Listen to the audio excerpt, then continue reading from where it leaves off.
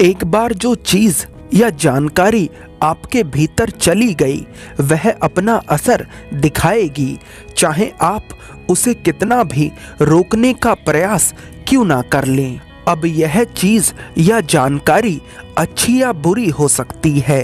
यह जीवन का एक बहुत बड़ा सच है जिसे लोग जाने अनजाने में नजरअंदाज करते हैं। क्या आपने कभी इस बात पर ध्यान दिया है कि कोई भी व्यक्ति एक नकारात्मकता से भरा जीवन नहीं चाहता, मगर फिर भी ज़्यादातर लोग अपना पूरा जीवन नकारात्मकता के साथ जीते हैं? ऐसा क्यों होता है? अगर आपके भीतर भी यह प्रश्न है तो गौतम बुद्ध के जीवन की यह कहानी आपको ज़रूर समझनी चाहिए। यह कहानी उस समय की है जब बुद्ध अपने भिक्षुओं के साथ जैतवन में ठहरे हुए थे। बुद्ध अपने भिक्षुओं के साथ जिस भी राज्य में जाया करते थे, उस राज्य के राजा उन्हें ठहरने के लिए वन दिया करते थे। इसी तरह से जैतवन भी बुद्ध को किसी व्यक्ति के द्वारा दिया गया था। यह व्यक्ति कोई राजा नहीं था। बहरहाल जैतवन की एक अलग कहानी है। अगर आप कहेंगे तो मैं इसके ऊपर एक अलग वीडियो बनाऊंगा। अभी इस कहानी में आगे बढ़ते हैं। जैतवन के पास ही एक गांव था जहां के कुछ लोग बुद्ध से बहुत भयभीत थे। अब यह बात सुनने में थोड़ी अजीब लग सकती है कि भला बुद्ध जैसे व्यक्ति से भी कोई भयभीत हो सकता है, मगर यह बात सच थी।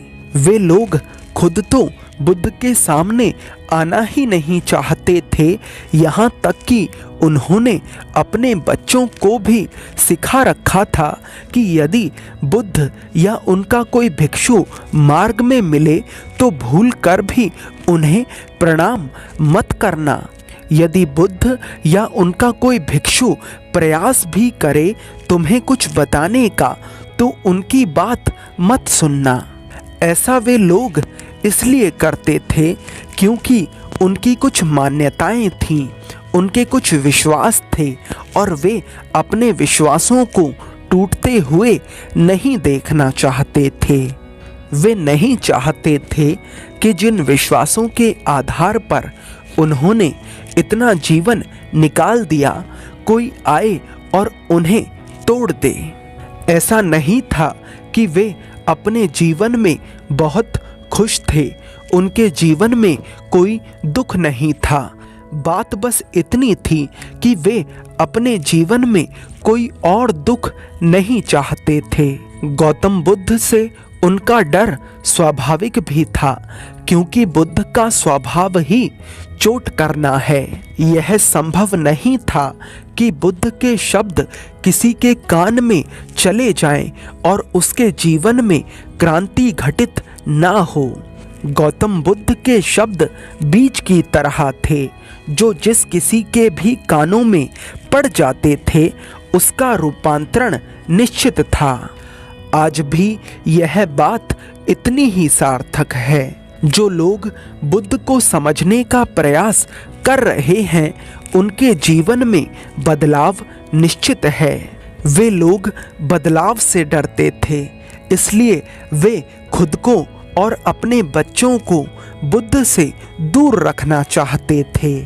परंतु बच्चे तो बच्चे होते हैं, उन्हें आप कितना भी समझाओ कि यह नहीं करना है, मगर वे तो वही करेंगे जो वे करना चाहते हैं। तो एक दिन कुछ बच्चे जैतवन के पास ही खेल रहे थे।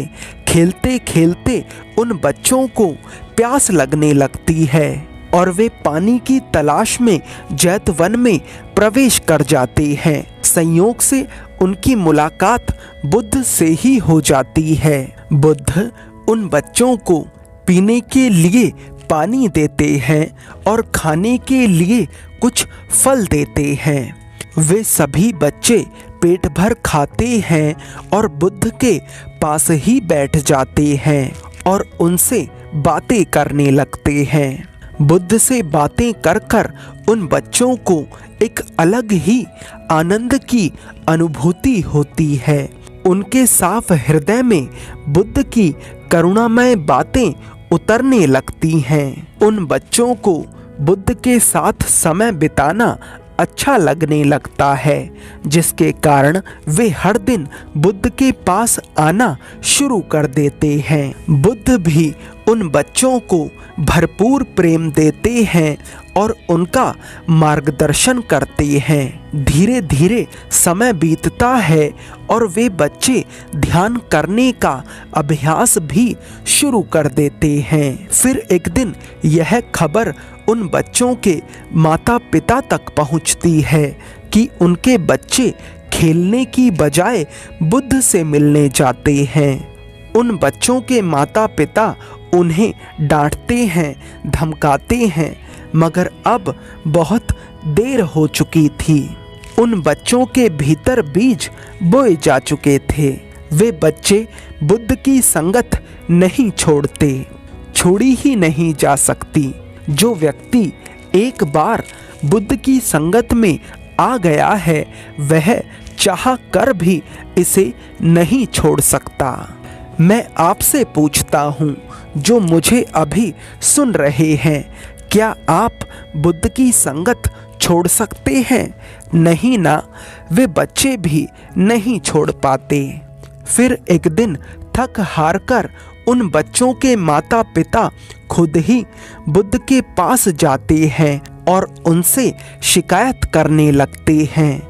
बुद्ध बिना कुछ बोले सबकी शिकायतें सुनते हैं और जब सबकी शिकायतें खत्म हो जाती हैं, तब बुद्ध बोलते हैं और वे लोग बुद्ध को सुनते हैं। और फिर वही होता है जिसका उन लोगों को डर था। जो मान्यताओं की दीवारें इतने सालों से बना रखी थीं, वे टूटने लगती हैं और सच दिखने लगता है। जब वे लोग बुद्ध के पास से अपने घर वापस लौटते हैं, तो वे एक अलग नज़रिए के साथ लौटते हैं, बुद्ध के होकर लौटते हैं। हमारा जीवन नरक इसलिए बन जाता है क्योंकि हमारी संगत गलत होती है। अगर हम आज ही एक सही संगत अपना लें, तो आज से ही हमारे जीवन में सकारात्मकता आनी शुरू हो जाएगी।